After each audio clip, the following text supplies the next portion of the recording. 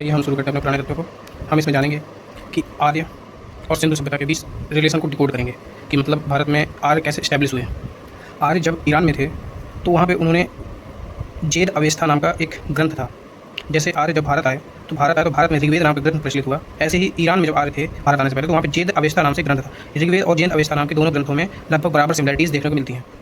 भारत के वैदिक परंपरा में आर्यों को ब्राह्मण कहा गया है और ईरानी संस्कृति में अंत्रवन नाम दिया गया है। देवताओं का प्रथम अभिलेख जो है मध्य एशिया के बोगज कोई अभिलेख नाम से मिलता है, जहाँ पे हिंदू देवी देवताओं का प्रथम बार वर्णन मिलता है। वहीं भारत में इंडस सिविलाइजेशन में, जो कि बोगज कोई अभिलेख से बहुत पुरानी है, वहाँ पे इंडस सिविलाइजेशन में भारत के पशुपतिनाथ अर्थात शंकर भगवान की मूर्ति मिलती है, स्वास्तिक का चिन्ह मिलता है। ये सब चीज़ें हमें मिलती हैं। और भारत में जब इंडस सिविलाइजेशन थी तो वो नगरीय सभ्यता थी, लेकिन वहीं पे आर्यों की जो सभ्यता थी वो ग्रामीणी सभ्यता थी। जब हमारे भारत में जब मूर्ति मिली इंडस सिविलाइजेशन से तो इंडस सिविलाइजेशन मूर्ति पूजा समर्थक थे, लेकिन वहीं आर्य जो है मूर्ति पूजा के विरोधी थे।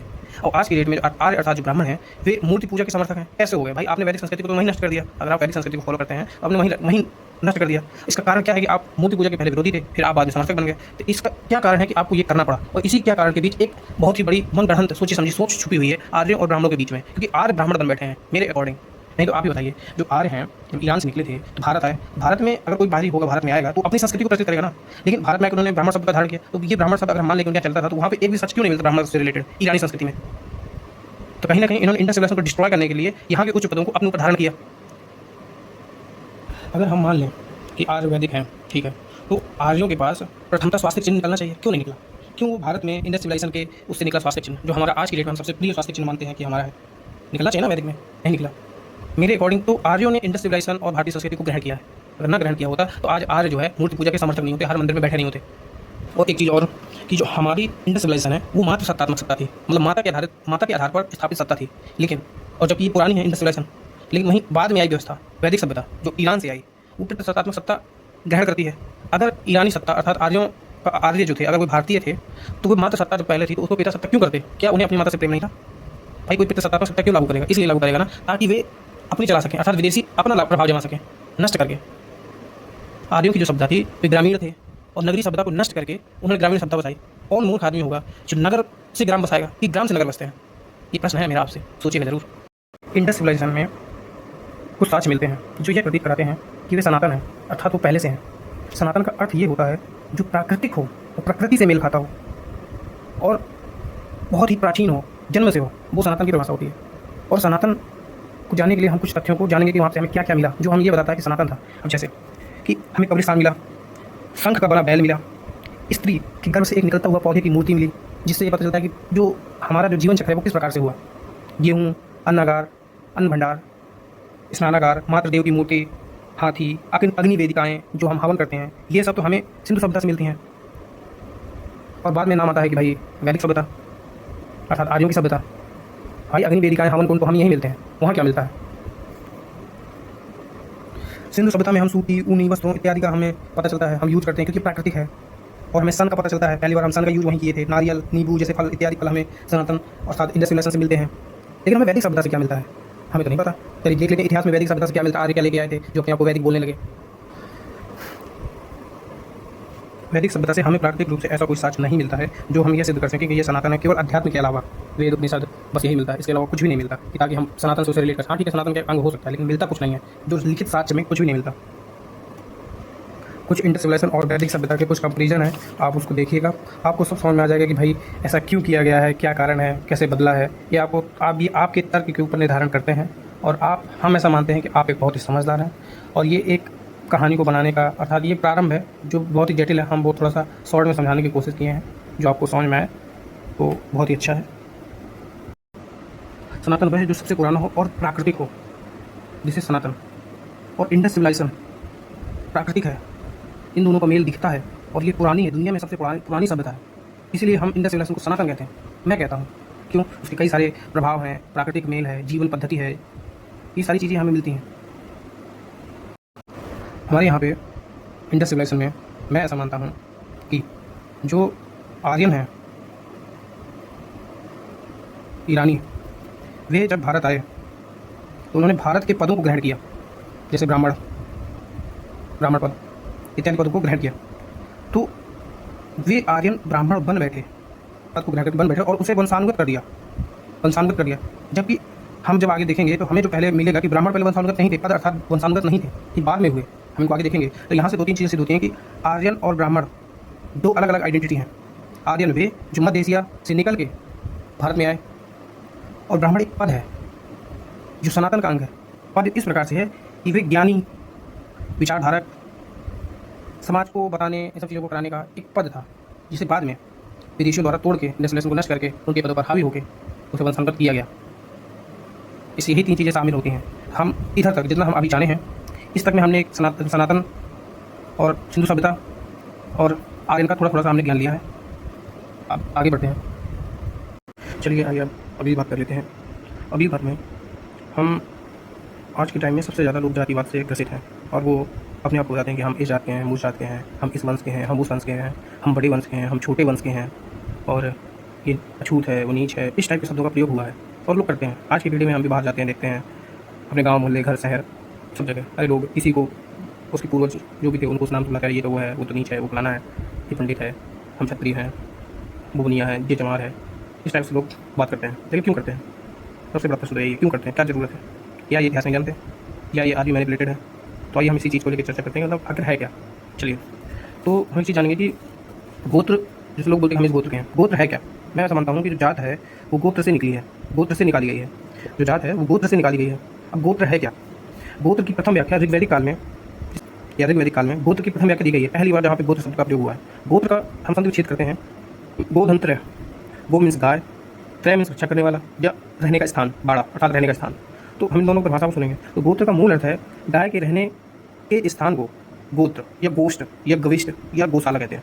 गाय जहाँ पे रखी जाती थी, या तो आप युद्ध से जीत खिलाओ या किसी बाहरी आक्रमणकारी के डर से गायों को जहाँ रखा जाता था उसे गोष्ठ बोलते थे। गोष्ठ अर्थात गोत्र।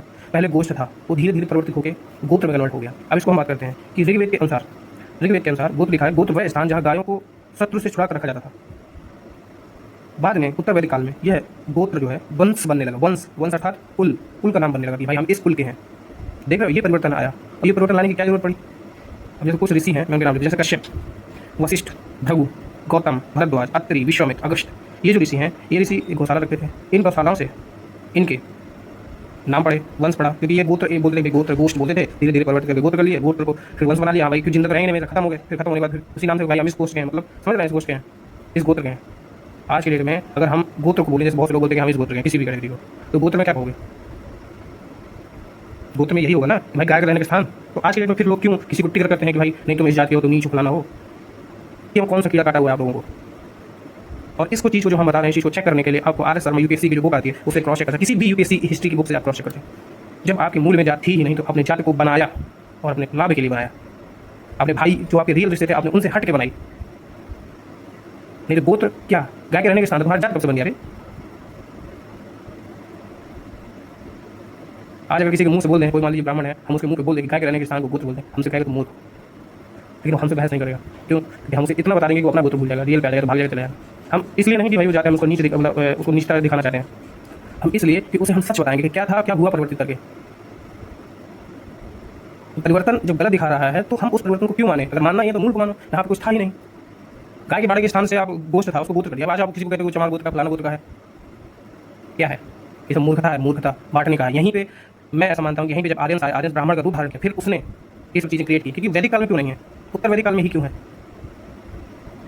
एक प्रश्न है मेरा आपसे। ये मूल परिभाषा याद रखिएगा, जब आपको जरूरत पड़ेगी तो देखना पड़ेगा। अब इसमें एक चीज़ और है, जैसे आज के डेट में लोग बोलते हैं कि एक ही परिवार में शादी नहीं होती।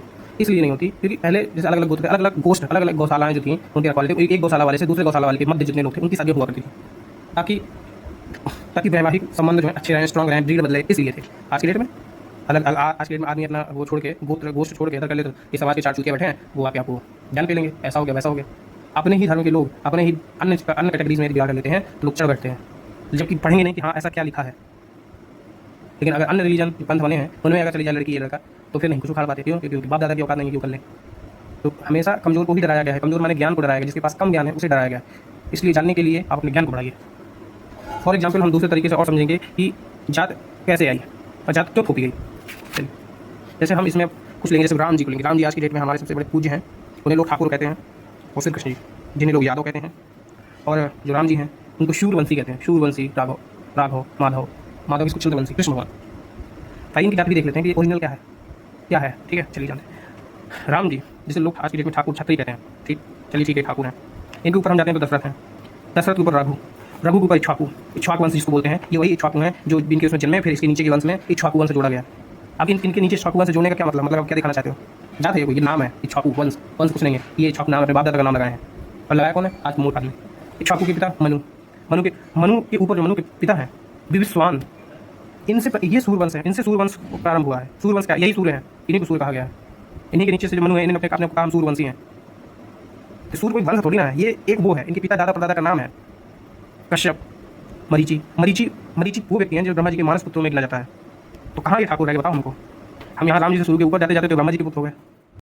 अब एक सीधी सी बात समझ लीजिए, सीधी सी बात ये है, अगर राम जी ठाकुर हैं तो उनकी सारी पीढ़ी में ठाकुर होना चाहिए, ऊपर तक।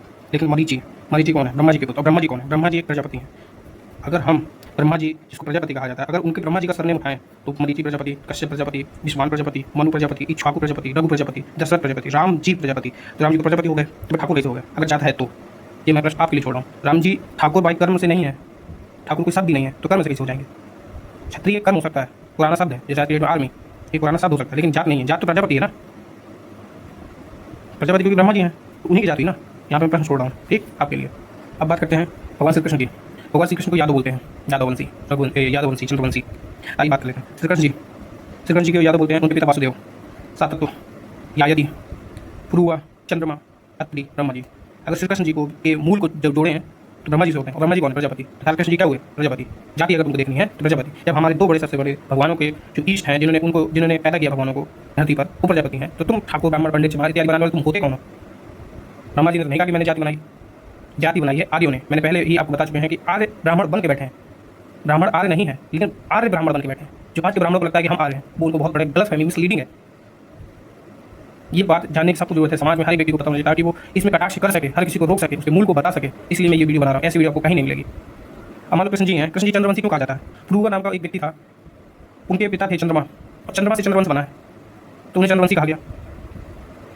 और ब्रह्मा जी के मानस पुत्र अत्रि थे, अत्रि की वंशावली चली आ रही है, अत्रि पुत्र करके कृष्ण जी तक। तो इन्होंने तो यादव नहीं कहा कि मैं यादव में क्षत्रिय बुलाना हूँ, आपने बनाया ना। किसने बनाया? किसी एक समूह का फायदा हो रहा था, तभी तो उसने ये सब तो इंप्लीमेंट किया कि तुम ठाकुर, तुम ब्राह्मण, तुम बनिए, तुम विश्वकर्मा, तुम चमारी है। वो ये प्रश्न है आपके लिए। और आप इसको अगर आप इस वीडियो को सुन रहे हैं, इसको इंप्लीमेंट करिए, सुन के हटिए मत, इंप्लीमेंट करिए, 10 लोगों को बताइए। और आप इसको फैक्ट को चेक करने के लिए ऑथेंटिक सोर्स ये है कि यूपीएससी की कोई भी बुक, यूपीएससी, पीसीएस, किसी भी स्टेट पीसीएस की बुक उठा के हिस्ट्री की, उसमें आप पढ़ सकते हैं, उनकी वंशावली खोल सकते हैं। इसमें थोड़ा सा राम जी और कृष्ण जी का थोड़ा सा नहीं मिलेगा, क्योंकि एक वैदिक का हुआ जाता है, महाकाव्य है। इनके लिए आपको वंशावली एक अलग से आती है, उनकी वंशावली को जोड़ना पड़ेगा। जो ब्रह्मा जी हैं वो तो प्रजापति दुनिया के पालन करता है। किसने कहा कि भाई ये सब जाति, ये सब सिस्टम? हमें तो नहीं समझ आता। आप समझदार हो तो बताइएगा, कितने बड़े समझदार हम भी जाने थोड़ा सा। अब एक दूसरे तरीके से हम जोड़ते हैं कि जाति नाम की कोई चीज़ नहीं है, बाहरी विदेशी लोगों ने हम आपस में लोगों को फूट डालने के लिए जाति का सिस्टम इंप्लीमेंट किया। आइए जानते हैं। ब्रह्मा जी, जिन्हें प्रजापति कहा जाता है, ब्रह्मा जी के मानस पुत्र बहुत हैं, जिनमें से मुख्य मानस पुत्र है 10-11 मानस पुत्र हैं, जिनमें से प्रमुख है अत्रि, जिनकी पत्नी अनुसुईया, और यही अत्रि हैं जिनकी वंशावली आगे कृष्ण जी पैदा होते हैं। फिर अगले मानस पुत्र हैं अंगिरा, फिर पुलस्त, ये रावण की वंशावली के हैं, मरीचि, पुलह, कृतु, भृगु, दक्ष प्रजापति, नारद, वशिष्ठ, और 3 और हैं, सनक, सनंदन, सनातन, सनत कुमार, ये 4 और हैं। दक्ष की पुत्री हैं सती, जिनका विवाह भगवान शंकर से हुआ था। तो आप मुझे ये बताइए, जब ब्रह्मा जी के प्रथम मानस पुत्र ये हैं, इनमें से कौन ठाकुर है, कौन बनिया है, कौन क्षत्रिय है, कौन विश्वकर्मा है? बताइए जरा मुझे। जब ये इनकी प्रथम पीढ़ी ही कोई नहीं है, कोई जाति नहीं, तो तुम होते कौन बनाने वाले, समाज को विभाजित करने वाले? कौन है वो बाहरी? मेरे हिसाब से अभी तक जितने मैंने हिस्ट्री पढ़ी उसमें तो आ रहे हैं, क्योंकि बाहरी आदमी ही किसी घर में घुसता है तो वो वहाँ पे सत्ता काबिज करने की कोशिश करता है कि मैं खड़ा बोलूँ, मैं ऊपर बैठ जाऊँ, सब मेरे को गुलाम हो। जैसे भारत में अंग्रेज आए तो अंग्रेजों ने क्या किया? कहा कि हम ऊंची ब्रीड के व्यक्ति हैं और हम तुम्हें सुधारने आए हैं। इसी प्रकार से बाहरी लोगों ने भारत में आके भारत की सभ्यता को नष्ट करके और अपना वो प्रभाव जमाने की कोशिश की। आर्य ब्राह्मण नहीं है, लेकिन ब्राह्मण एक पद है जिसे आर्यों ने धारण किया भारत में आके और उसे जन्मजात कर दिया। ये बात गांठ बांध लीजिए, और इसको चेक करने के लिए आप कोई भी फैक्ट चेक कर लीजिएगा। एक गहन चिंतन और डीप अध्ययन, ये छोटे छोटे पॉइंट्स हैं जो जोड़ते हैं। थोड़ा सा हमको शब्द हैं इंपॉर्टेंट जिनके बारे में हम थोड़ा सा बात करेंगे, जैसे ब्राह्मण शब्द है और पंडित शब्द है। लिखित साक्ष्यों में पहली बार इनका यूज पढ़ेंगे कहाँ हुआ था और इससे पहले क्यों नहीं था, हम ये भी जानेंगे। जो पंडित शब्द है, प्रथम उल्लेख पाल वंश 8वीं से 12वीं सदी के बीच में मिलता है। पाल वंश में पंडित शब्द का उल्लेख मिलता है। पंडित शब्द का मतलब ये था उस समय, जो व्यक्ति स्नातक कर लेता था, स्नातक अर्थात ग्रेजुएशन कर लेता था, उसे पंडित की उपाधि दी जाती थी। जो व्यक्ति स्नातक करने के बाद समाज में ज्ञान प्रसारित करता था, समाज में समस्याओं को सुलझाने के लिए सुझाव देता था, ऐसे व्यक्ति को पंडित कहा जाता था, क्योंकि वो स्नातक था। तो ये बाई कर्म हो गया, बाई जन्मजात नहीं है। कैसे जन्मजात हो गया बताओ जरा। अब बात करते हैं ब्राह्मण की। ब्राह्मण शब्द का संधि विच्छेद जब मैंने किया तो ब्राह्मण, ब्रह्मा धन अण, ब्रह्मा धन अण। तो ब्रह्मा, ब्रह्मा मीन्स क्या? ब्रह्मा मीन्स ज्ञान, ब्रह्मा मीन्स जिसने मूल, जो मूल है, जिस सृष्टि का मूल है, मूल ज्ञान, मूल आदमी, मूल जड़, वो ब्रह्मा है। एक श्लोक आता है, ब्रह्मा जनाति इति ब्राह्मणा, ब्रह्मा जनाति इति ब्राह्मणा। जो ब्रह्मा अर्थात ब्रह्म, जो ब्रह्म अर्थात ज्ञान, परम ज्ञान को जानता है उसे ब्राह्मण कहते हैं। जो ज्ञान, परम ज्ञान, सूझबूझ, सुझाव, गलत सही, इन सब के फर्क को जो बताए, ये जो जाने वो ब्राह्मण होता है। तो आज इसमें जात कहाँ से आ गई? आज की डेट में किस आदमी को सूझबूझ, ज्ञान, अपने सही गलत का फर्क नहीं पता? क्यों इसको जबरदस्ती जाति से इम्प्लीमेंट करते हो? आप कौन जात के हो? जो तुम्हारी जाति ही झूठी, तुम्हारी नींव ही झूठी है, तुम क्यों इम्प्लीमेंट करते हो? अब आते ठाकुर शब्द पे। ठाकुर शब्द का लिखित साक्ष्य किसी भी एंशिएंट एरा में या एंशिएंट प्राचीन इतिहास में, प्राचीन काव्य में कहीं नहीं है ठाकुर शब्द। ठाकुर शब्द का प्रचलन 9वीं से 12वीं सदी के बीच में हुआ है, जब ये चंदेल हो गए, राजपूत हो गए, ये सब पैदा हुए। राजपूत भी तो नहीं थे, 900 से 1100 ईस्वी के बीच में ही थे। इससे पहले कहाँ थे? किसी एक राजा का नाम बताओ जो राजपूत लिखता हो, किसी एक राजा का नाम बताओ जो ब्राह्मण लिखता हो। नहीं मिलेगा, क्योंकि है ही नहीं, मिलेगा। ये जबरदस्ती थोपा गया लोगों को गुलाम बनाने के लिए। ठाकुर शब्द का प्रथम उल्लेख सिलहारा शिलालेख में मिलता है। सिलहारा शिलालेख में मिलता है ठाकुर शब्द का प्रथम उल्लेख 1137 में। और ये वैदिक संस्कृति में नहीं है। ये वैदिक संस्कृति में तुम काहे मारे जा रहे हो? क्यों किसी को जाति का टारगेट करते हो कि हम शादी नहीं होने देंगे, हमारी गली से नीच जाति का? अबे तुम नीच का, तुम साले किसी को अपने से निकलने नहीं दे रहे हो, इसका मतलब समझ रहे हो? तुम खुद ही नीच हो। तुम्हें तो पता ही नहीं कि तुम्हारा बाप कौन है। अभी तुम दूसरे को नीचे समझ रहे हो। जब तुम्हें पता होता है कि तुम्हारा बाप एक, उसका बाप एक है, तुम्हारा बाप एक ही है, दोनों बाप एक ही है, तो तुम उसका विरोध नहीं करते। खाली तुम्हारे खून में ही गद्दारी है। क्यों? क्योंकि तुम विदेशी की औलाद हो। अगर तुम भारतीय होते तो तुम इतना, आज की डेट में इतना ज्ञान है, सब जानकारी इकट्ठा करने के बाद तुम गुलामी कर रहे हो, किसी को नीचे दिखा रहे हो, छुआछूत कर रहे हो, रेप कर रहे हो, अपने ही पूर्व के लोगों का रेप कर रहे हो, छेड़छाड़ कर रहे हो। लड़की सुरक्षित नहीं है। होली जैसे पवित्र त्यौहार में तुमने गंदगी मचा रखी है। आए दिन रेप, मर्डर, बलात्कार होते हैं। कौन जिम्मेदार है भाई? अभी तुम औरत के लिए खड़े हुए? औरत तो तुम्हारे लिए पैरों की धूल है। बस ऐसे जाति का मुद्दा उड़ जाए, छुआछूत का मुद्दा उड़ जाए तो तुम बस करते रहो। छुआछूत कैसे आई यार? हम बात करते हैं, छुआछूत कैसे आई? चुन्नी में काम करता है वो छुआछूत है? अरे तुम्हारा बाप ही एक ही है, तो तुम उन्हीं में काम करने का मतलब क्या? उसे वो काम पसंद था, उसने कर दिया। उसकी औलाद अगर आगे करना चाहती तो पहले तो ऐसा नहीं था। आज तुमसे जमजात बता दिए। तुम्हारे अंदर इतनी बुद्धि नहीं, सारे तुम्हारे खून में गंदगी, तुम हाइब्रिड हो साले, जो किसी को नीचे समझते हो। अगर इतना ही पता होता ना, एक बार पढ़ते, 2 मिनट फैक्ट बताया उनको, क्रॉस चेक करो एक बार जाके, तुम्हारे खून में उबाल आएगा। यहाँ उसका बाप, तुम्हारा बाप, इस दुनिया में सभी का एक ही बाप है, वो है ब्रह्मा। अगर मानते हो तो वो ब्रह्मा अगर एक है तो उसको, जो उसको माने, तुम उसके साथ भेद नहीं कर सकते, ना ही तुम उसके साथ भेद करने लायक हो, क्योंकि तुम्हारा बाप, उसका बाप एक ही है। और रही बात इस्लाम की, ये इस्लाम जितने भी पंथ बने, ये सब गुलामी की निशानी है। ये आर्यंस भी, जहाँ तक मैंने पता किया है, आर्यंस जब ईरान में थे तो वहाँ पे बाद में पारसी धर्म वहाँ पे विस्तृत हुआ। तो पारसी धर्म क्या था? ये सब चीज़ें क्या थी? वो सब बस वही है।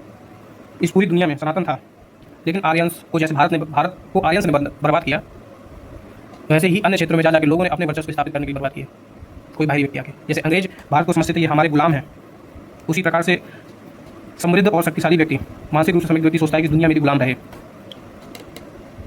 तभी वो गुलामी आ गई ना। इसीलिए मैंने ये एक वीडियो बनाया, कंप्लीट वीडियो है। इसके अलावा कुछ सच नहीं है, चाहे जितना खोज लो, कहीं नहीं मिलेगा आपको।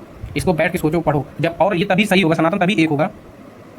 सनातन को एक करने की जरूरत नहीं है, वो ऑलरेडी एक है। तुम्हारे बटने, जात पात, छुआछूत करने से वो कभी नहीं बटा। जब तुम नहीं थे तभी वो था, जब ठाकुर, ब्राह्मण, पंडित, बनिया, विश्वकर्मा ये सब जात नहीं थी तभी वो था, और आज भी है। तुम उससे दूर गए हो। तो सनातन को जानने के लिए कभी भी तुमको जो अच्छा काम, किसी की सहायता करता हुआ, ये सब मिल जाए, वो सब सनातन है। अपने से अपने भाई, पड़ोसी, ये सब तुम्हारे सनातन है, तुम्हारे पड़ोसी हैं, तुम्हारा जीवन है। इनको मानो, इनकी फीलिंग्स को समझो। अरे इनका कुछ अच्छा नहीं कर सकते तो बुरा भी मत करो। अपने बच्चों को पढ़ाओ, लिखाओ, आगे बढ़ाओ, उनको एकता सिखाओ। कहीं लड़की से छेड़छाड़ हो रही है, मोहल्ले में गाली गलौज हो रही है, तो वहाँ जाके खड़े हो सके सही के साथ। नहीं तो तुम आने वाले समय में अपनी औलाद नहीं बचा पाओगे, अपनी बेटियाँ नहीं बचा पाओगे। बस इतना ही कहूँगा, बाकी इसके अलावा कुछ सच नहीं है। चाहे दुनिया की कोई भी किताब पढ़ लो, किसी भी साधु पंडित, किसी भी, भी किसी मुल्ला मौलवी, किसी के यहाँ चले जाओ, वो तुम्हें सही ज्ञान दे ही नहीं सकता, वो बस उसी से मैनिपुलेटेड होगा। यहाँ तक कि तुलसीदास जो थे ना, उनको तुलसीदास को रामायण लिखने की क्या जरूरत थी, रामचरितमानस लिखने की क्या जरूरत थी? जितना गंदगी तुलसीदास जी ने रामायण में, रामचरितमानस में भरी है ना, तो वाल्मीकि के रामायण में इतना क्लियर कट सब कुछ लिखा है राम जी के बारे में, राम जी के जीवन के बारे में, जो उस काल में थे। तुलसीदास पे कौन सा चीज़ दिमाग में चढ़ा नहीं भाई हम लिखेंगे, और तुम इतना लिख रहे हो उसके, तुम साला अभी 1500 ईस्वी में पैदा हुए, तुम त्रेता युग की कहानी छाप रहे हो, बालकांड, फलाना कांड, वो गलत दिखा रहे हो। वाल्मीकि जी ने तो बस खाली अयोध्या वापस आ गए थे राम जी वहाँ से, तभी तब तक उन्होंने लिखा था, उसके आगे उन्होंने नहीं लिखा। तुम होते कौन लिखने वाले भाई? हम ये कह रहे हैं। और लिखे तो लिखे कि गलत सलत लिख दिए। माता सीता का 2 बार तुमने वो करवा दिया, अग्नि परीक्षा 3 बार। इसलिए तुम्हारी तुलसीदास जी के जीवन में महिला ने उनकी बेइज्जती कर दी, तो तुमने माता सीता का बेइज्जती कर दिया। ऐसे बहुत सारे लोग हैं जो अपने प्रॉफिट के लिए लोगों को बांट दिए। तो मैं आपसे कहना चाहूँगा कि आपके बाप आपके बाप सभी के, इस दुनिया में जितने भी लोग हैं सबके बाप एक ही हैं, वो है ब्रह्मा, जिसे प्रजापति कहते हैं। ठीक है, तो अगर आप समझ सको तो ठीक है, नहीं समझ सकते तो कोई बात नहीं, बाकी आपके मैंने सबके बाप एक ही हैं ब्रह्मा। इस दुनिया में जितने जीव जंतु जानवर आदमी मृत्यु ये सब इस पृथ्वी में, पृथ्वी के बता रहे हैं, पेड़ पौधे सबके वही हैं, क्योंकि वो सृजन करता है। मैंने आपको एक चीज़ बताई थी, चीज़ ये था कि जो शिव हैं, वो शिव हैं, वो इनविजिबल यूनिवर्स हैं, इनविजिबल यूनिवर्स हैं, जो दिखते नहीं है। आप पृथ्वी के बाहर चले जाइए, एक डार्क सा पूरा क्षेत्र पड़ा हुआ है, जहाँ कई सारे सूर्य तारा इत्यादि है, गैलेक्सियाँ हैं, सब कुछ है, वो इनविजिबल है। कई सारे जो पिंड हैं, अब जो विष्णु हैं वो पालन करता है जीवन के, पेड़ पौधों के इत्यादि के, लाइफ है, लेकिन लाइफ को किसी ग्रह किसी प्लैनेट में बनाने वाला वो ब्रह्मा है। और जब किसी प्लैनेट में लाइफ को बनाने वाला ब्रह्मा है, तो उसमें आप कौन होते हो? जाति बनाने वाले। बताओ हमको, जाति बनाने वाले आप कौन होते हो? इस ब्रश के रूप में आप एक समझ लो, मान लो ये एक पृथ्वी है, इस पृथ्वी को बनाने वाला एक ब्रह्मा है, और उसमें लाइफ डालने वाला, लाइफ नरसंहार करने वाला, लाइफ पालनहार है जो है वो विष्णु है। और इस ग्रह से बाहर रहने वाला अर्थात इनविजिबल रहने वाला, अनंत स्पेस में रहने वाला वो शिव है। इसके अलावा कुछ नहीं है। अगर अध्यात्म की ओर से देखना है तो आप चाहे जितना कुछ करते हो कुछ नहीं मिलेगा इसके अलावा, इन तीन के अलावा। ये एक बॉडी है जो एग्जिस्ट करती है, एक इनविजिबल है, एक विजुअल है और एक अलग है। किसी ने बोला कि एक विराट पुरुष है जो मुंह से पैदा हुआ, छतरी फलाना पैदा हुआ। अभी छूटिए, आज तक कोई मुंह से पैदा हुआ है? कोई हाथ से पैदा हुआ है? दुनिया के पैदा होने की एक ही जगह, दुनिया में किसी भी जीव जंतु की पैदा होने की एक ही है। जानवर भी मुंह से नहीं पैदा होते, जानवर भी मुंह से नहीं पैदा होते, और तुमने आदमी को मुंह से, पाँव से, जान से पैदा करा दिया। इतनी तो मूर्खता मत करो यार कि अपने ही लोग भीतर में चले जाएं, विभाजन में चले जाएं। बस इतना ही कहूँगा कि अपने आप को सही ज्ञान दिशा की ओर लेके जाओ, बस और कुछ नहीं। तुम्हारे मन में आया तो करो, नहीं मन में आया तो कलयुग चल ही रहा है, निपट जाओगे। राम राम।